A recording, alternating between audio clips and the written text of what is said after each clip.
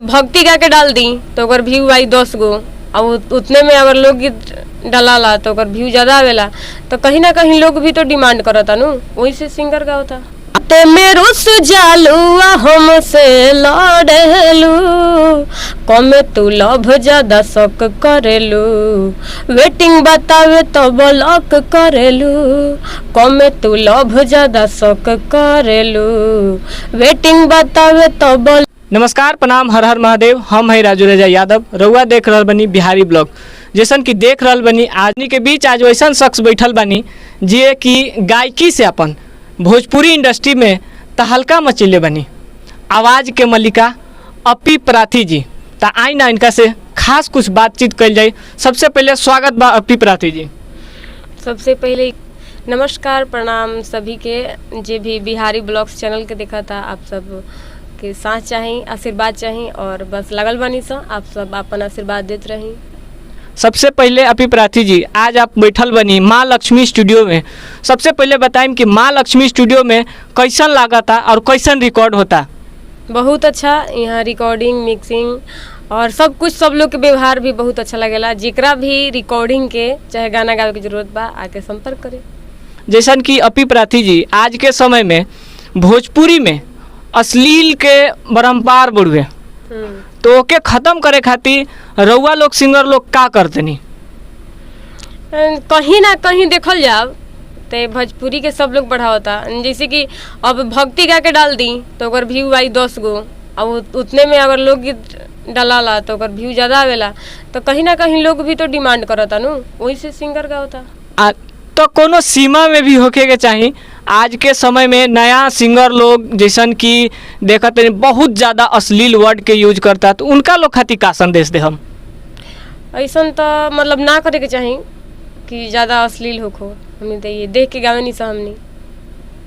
जैसन कि आज के समय में आप लोग के देख के सुन के छोट मोट कलाकार आगे बढ़ता, लोग गांव ग्राम से लोग कलाकार आवता, बहुत जगह लोग ठगा जाता, बहुत चीज़ होता। तो उस सिंगर लोग खातिर का बोलब आप कि कहाँ आवस, कहाँ रिकॉर्ड करावस, जे कि उनका अच्छा से अच्छा क्वालिटी मिले, अच्छा से अच्छा सब चीज़ मिले? सबसे पहले तो अब जे भी जे ना मतलब न्यूज के चाहे जौन स्टूडियो के जाने ला, सबसे पहले तो उ मतलब चाहेला कि हम इहे स्टूडियो में जाई, लेकिन अच्छा के अब हमनी का कह सकता नहीं सा। वहाँ लोग के अब जे मिलेला सामने, जौन भी स्टूडियो अगर नज़दीक में रहेला वही स्टूडियो से ज़्यादा संपर्क करेला। लेकिन ये माँ लक्ष्मी स्टूडियो जौन बा पटना में बा, आप सब आई, यहाँ कम बजट में अच्छा एकदम क्वालिटी के अच्छा गाना रिकॉर्ड हुई। और जैसन कि अपी प्राथी जी, आज के समय में भोजपुरी में मिलियंस ऑफ व्यू आवता, मिलियंस ऑफ दर्शक जुड़त रहन, तो आज के समय में नया सिंगर ले जे कि स्ट्रगल करते हैं उनका खातिर हुआ का कहम? अब एकरा खातिर हम सब अब खुद हमनी मेहनत करता नहीं सा, हमनी के तो मिलियन ना आवेला।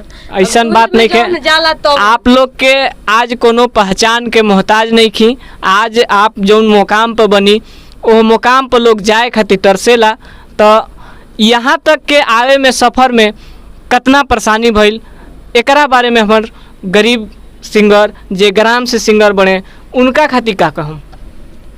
परेशानी देखिए, परेशानी तो सबके साथ होता है, और जिसके साथ अगर घर वाला सपोर्ट करता है तो मानिए उसको कम झेलना पड़ता है। आपको सपोर्ट मिलता है कि नहीं घर से? बिल्कुल पूरा फुल सपोर्ट मिलता है, और जिस सिंगर को सपोर्ट नहीं मिलता है उन लोगों को ज़्यादा परेशानी झेलना पड़ता है। आज के समय में बहुत ऐसा सिंगर हैं जो बहुत अच्छा गाती हैं, फीमेल में, खास करके फीमेल में, तो उन फीमेल सिंगर को क्या कहना चाहेंगे?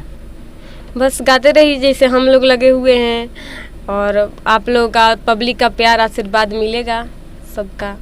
चलते चलते कुछ 2 लाइन राउर आवाज़ में हो जाए तो बहुत अच्छा रहे। एगो हमार गाना ही रहे, इश्क में हम के रोआवेला, ठीक से ना कबो बतियावेला। फिर लड़का का है, बाते बाते में रुस जालू हमसे लड़ेलू, कमे तू लभ ज्यादा शक करेलू, वेटिंग बतावे तो ब्लॉक करेलू, कमे तू लभ ज्यादा शक करेलू, वेटिंग बतावे तो ब्लॉक करेलू। बहुत बहुत धन्यवाद, अपना कीमती समय दिए, इसके लिए तहे दिल से धन्यवाद। आपको भी